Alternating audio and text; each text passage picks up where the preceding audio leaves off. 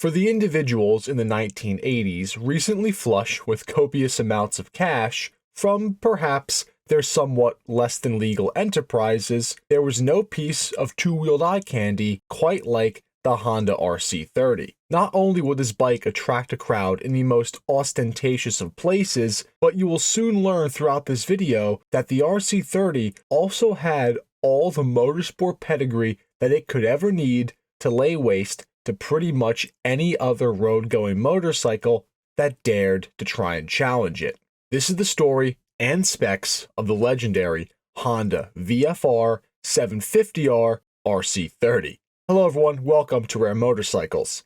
This is the channel where we dive into the past and explore some of the world's most iconic and rare motorcycles. If you want to see more short-form documentaries on unique bikes like the RC30 or even other ones like the GPZ900, then make sure to go ahead and hit that subscribe button, as we are dropping new videos every week. But now, let's get back to what you came here to learn about, the iconic Honda RC30.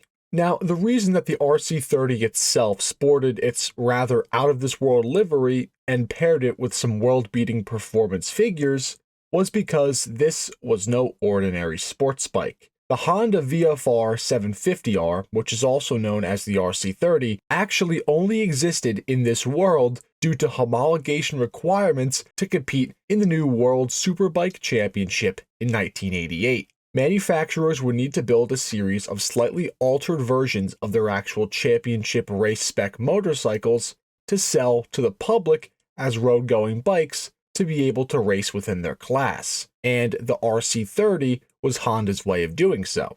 Honda would utilize the stout base engine from their road-going VFR750 as the basis for the power plant for this new RC30. Now, this 748cc engine in regular trim was actually a really solid engine in its own right, producing 106 horsepower and 54 foot-pounds of torque. Thanks to its dual overhead cam, 4-valve heads, its 10.5-to-1 compression ratio, and its 11,000 RPM redline.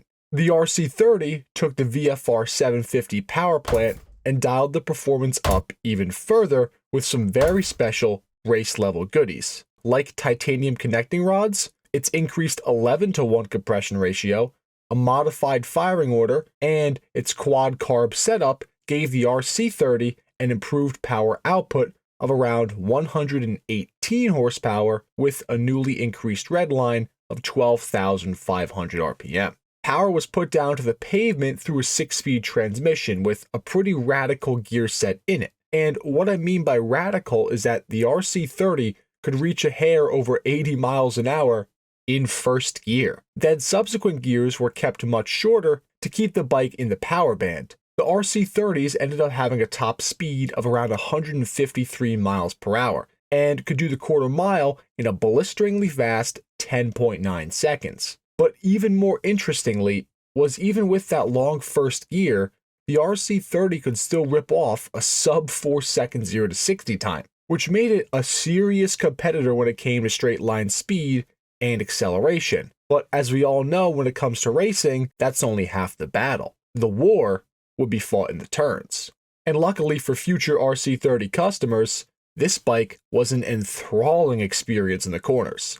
The RC30 came equipped up front with 43mm telescopic Showa forks that were flanked by a monoshock in the rear. In the turns, the RC30 was everything that the rider could want. It was unbelievably tossable, it had excellent ride quality for a homologation special bike, and its combination of its linear power band and ridiculously low 398-pound dry weight made it a borderline rocket leaving the corner. And to slow this rocket down, the RC30s also featured a pair of 310mm brake rotors up front with 4-piston calipers and a single 220mm brake rotor sporting a 2-piston caliper in the rear. Beyond just all these exceptional high-performance parts that the RC30s came with, buyers were still also treated with some super cool race bike features, like the sliders on the front forks, for example, which allowed Honda to replace the front wheels on the actual competition bikes without removing the calipers during a race,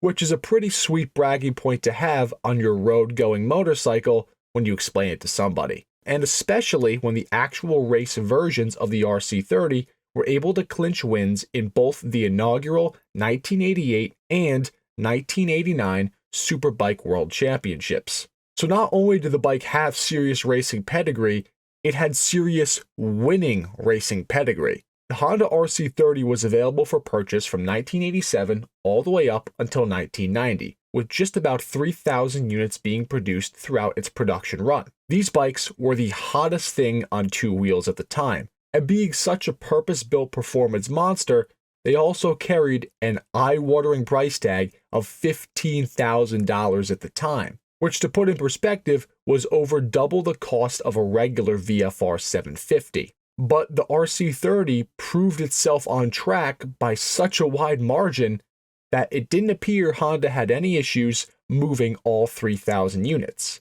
In fact, well over half of the 3,000 RC30s that were produced were estimated to have been converted or heavily used as track bikes, which meant they found their way back to their true home. And the only real tragedies of the RC30 was that they didn't make more of them, and that the Japanese market bikes, due to the local regulations at the time, had to have their power output neutered to a sub 80 horsepower number, which that alone is a real tragedy. And today, the RC30s are actually some of the most collectible Japanese superbikes ever made, with prices on the lower end being near $25,000 to $30,000 US, and climbing substantially for really nice low mileage examples. And given what this bike stands for, that price somehow doesn't seem that unreasonable. And that concludes the story of the legendary Honda RC30. If you enjoyed this video, we would greatly appreciate it if you could drop a like and also share this video with other enthusiasts. Also, please make sure that you are subscribed to the Rare Motorcycles YouTube channel and smash that notification bell for more documentary-style videos just like this on the world's most interesting motorcycles. Until next time, enthusiasts.